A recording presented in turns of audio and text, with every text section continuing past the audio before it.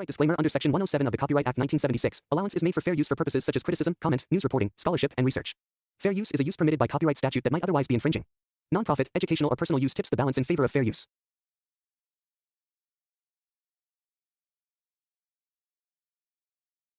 रेहाना और रवि की शादी के बाद रवि के पास कुछ नहीं था।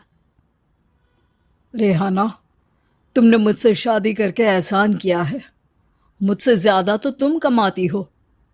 अरे तो क्या हुआ, एक दिन आएगा रवि कि तुम खूब पैसा कमाओगे। मुझे तुम पर पूरा विश्वास है। रवि और रेहाना खुद को स्टैंड करने के लिए पूरी मेहनत करते। रेहाना, मैं नौकरी नहीं करना चाहता हूँ। तो कोई बात नहीं, मैं नौकरी करके घर चलाती हूँ, तुम बिजनेस सेट करने की कोशिश करो। एक दिन। रेहाना, तुम जानती हो, मैंने जो विज्ञापन बनाने वाली कंपनी खोली थी ना, उसे बड़ी ब्रांड का ऑफर आया है। अब हम लोगों के दिन प्यारे न्यारे हो गए हैं। मैं जानती थी रवि कि एक दिन तुम सेटल हो जाओगे। रवि का काम अच्छा चल जाता है। एक दिन वो रेहाना से कहता है, रेहाना, अब हम लोगों का बच्चा भी हो गया है। बहुत छोटा है वो, उसका ख्याल कैसे रखेंगे हम? कैसे क्या, मैं गांव से माँ को लेकर आ जाती हूँ। नौकरी से हाफ डे ले लिया करूंगी। अभी तो वो छोटा है, स्कूल जाने तक मैं मैनेज कर लूंगी। देखो रेहाना, मैं अब अच्छा कमा रहा हूँ। तुमको नौकरी करके परेशान होने की कोई जरूरत नहीं है। अरे कैसी बात कर रहे हैं, मैं अपनी लगी लगाई नौकरी कैसे छोड़ दूं? और मैंने तो सुना है हम लोगों को कुछ ही महीनों में सरकारी नौकरी मिल जाएगी। सरकारी नौकरी में कितना कमा लोगी? उतने में तो मैं ड्राइवर रख लूंगा। रेहाना को रवि की बात का थोड़ा बुरा तो लगता है। कम से कम मेरी नौकरी की इतनी बेइज्जती मत करो। भूल गए, इसी नौकरी के बदौलत तुमने अपना बिजनेस खड़ा किया है। अरे वो तो मैं किसी के भरोसे भी कर लेता। देखो, अपने बच्चे को संभालो, घर का काम करो। अब बाहर जाती तुम अच्छी नहीं लगती हो। रेहाना रवि के कहने पर नौकरी तो छोड़ देती है, लेकिन अब बड़े से घर में उसकी कीमत किसी नौकर से कम नहीं होती। एक दिन रवि का दोस्त आता है। भाभी, हम लोग तो आपको तब से जानते हैं जब से आप लोग शादी होकर इस शहर में आए थे। आपकी बदौलत ही सारा बिजनेस खड़ा हुआ है। ये किस्मत तो आप ही की है भाभी। हाँ हाँ भाई, हमारी मेहनत तो कुछ है ही नहीं। अरे होगी, लेकिन भाभी की किस्मत के आगे कुछ नहीं। दोस्त वहां से चला जाता है, लेकिन रवि का गुस्सा 7वें आसमान में होता है। देखा कैसे बोल रहा था? अरे बिल्कुल अच्छा आदमी नहीं है ये। कैसी बात कर रहे हैं आप? प्रशांत भैया तो बहुत अच्छे इंसान है रवि। कैसे उन्होंने हमारे मुश्किल वक्त में हमारा साथ दिया था। अरे था पैसा तो साथ दिया, नहीं तो कौन पूछता है? रवि का व्यवहार पैसा आते ही अलग हो गया।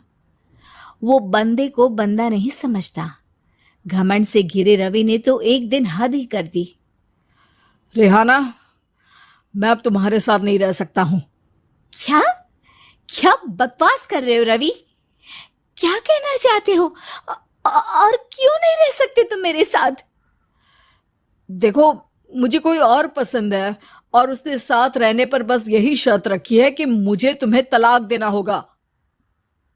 रेहाना, जो कि एक स्वावलंबी महिला थी, उसने बिना देर किए रवि को कह दिया, कोई इश्यू नहीं, मुझे पैकिंग में 4 दिन का वक्त लगेगा, लेकिन तब तक मैं तुम्हारे साथ नहीं रहूंगी।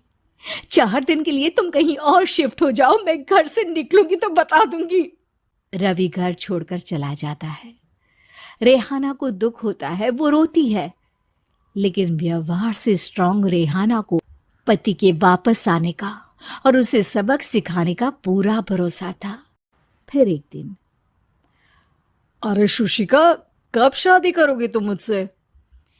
यार मैंने तो सोचा था तुम शादी से पहले मुझे विदेश लेकर जाओगे, महंगी कार दिलाओगे। अरे सब दिला दूंगा, लेकिन पहले मुझसे शादी तो कर लो।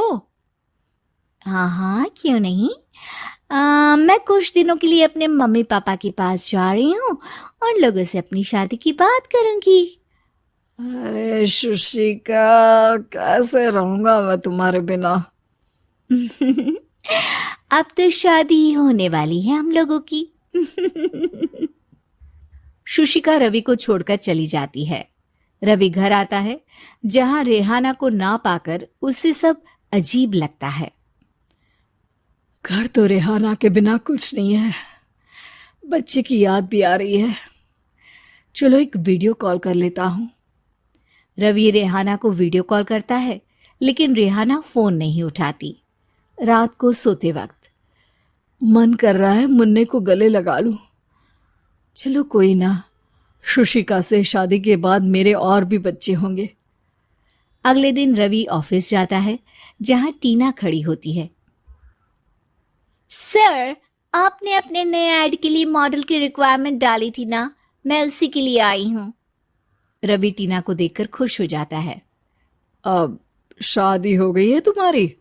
नहीं सर, बस अच्छा सा हैंडसम और अमीर लड़का देख रहे हैं मेरे मम्मी पापा। रवि के दिमाग से तो टीना को देखकर शुशिका का ख्याल भी खत्म हो जाता है। अरे यार, ये लड़की मिल जाए कितनी सुंदर है। शुशिका तो इसके आगे कुछ नहीं है। अब क्या तुम्हें ऐसा नहीं लगता कि मुझसे मिलकर तुम्हारी ये खोज खत्म हो गई है? आप तो 2 बच्चों की पापा लग रहे हैं। अरे नहीं नहीं, मेरी शादी तो हुई थी, लेकिन बीवी को किसी और से प्यार था, मुझे छोड़कर चली गई। खैर, टीना की दोस्ती रवि से हो जाती है, लेकिन 1 महीने बाद शुशिका रवि के पास वापस आती है। मेरे मम्मी पापा तुमसे मिलना चाहते हैं, लेकिन उन लोगों को ये मत बताना कि तुम पहले से शादीशुदा हो, और हाँ, शादी से पहले अपनी सारी प्रॉपर्टी तुमको मेरे नाम करनी होगी। अरे पागल, अब मैं तुमसे शादी ही नहीं करना चाहता। भला ऐसी लालची औरत से कौन शादी करेगा?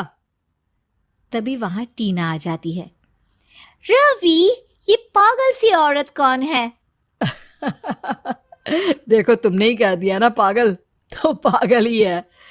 पता नहीं कौन है, कह रही है शादी कर लो, लेकिन शादी से पहले अपनी सारी प्रॉपर्टी मेरे नाम कर दो। बोल तो सही रही है।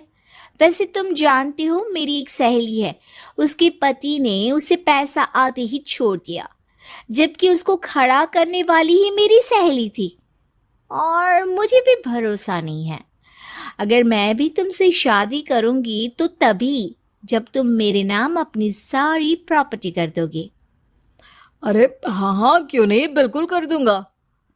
रवि और टीना की शादी की तारीख तय हो जाती है।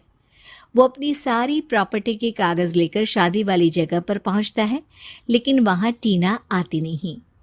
रवि टीना को मैसेज करता है, कहाँ हो? सॉरी, मैं तुमसे शादी नहीं कर सकती, मुझे तुमसे भी ज्यादा पैसे वाला मिल गया। रवि को गुस्सा आ जाता है।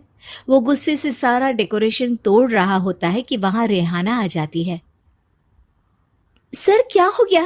क्या डेकोरेशन पसंद नहीं आई आपको? तुम यहाँ क्या कर रही हो? मैं यहाँ के डेकोरेटर हूँ। क्या आपको पसंद नहीं आई यहाँ की सजावट? रवि दौड़कर रेहाना के गले लग जाता है। मुझे माफ कर दो रेहाना। रवि रेहाना के गले लग जाता है और रेहाना टीना को थैंक्स का मैसेज करती। उम्मीद है कि आपको हमारी ये कहानी पसंद आई होगी। कृपया हमारे चैनल को सब्सक्राइब करें और सभी अपडेट्स के लिए बेल आइकन जरूर क्लिक करें। और हाँ, वीडियो लाइक और शेयर करना मत भूलिएगा। Bye bye.